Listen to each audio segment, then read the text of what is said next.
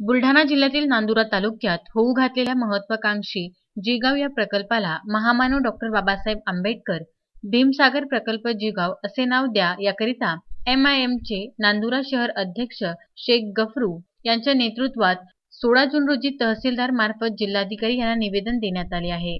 बुलढाणा जिल्ह्यातील नांदुरा तालुक्यात महत्त्वाकांक्षी जिगाव प्रकल्प पूर्णत्वास येत आहे। या प्रकल्पाला महामानव डॉक्टर बाबासाहेब आंबेडकर भीमसागर प्रकल्प जिगाव असे नाव देण्यात यावे अशी मागणी MIM शाखा नांदुराच्या वतीने करण्यात आली आहे।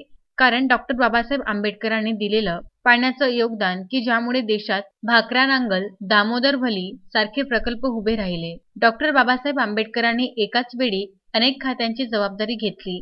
नदीजोड प्रकल्प हे त्यांचं स्वप्न होतं।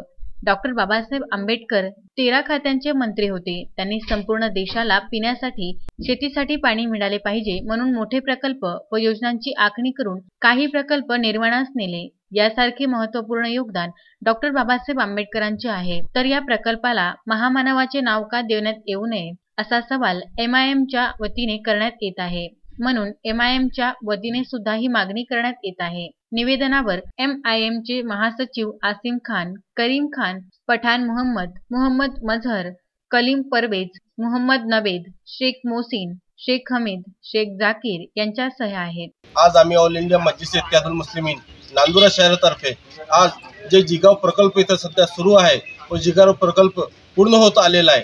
आमची शासनाशी ही मांग आहे की शासनानं आमची मागणी पूर्ण करावी।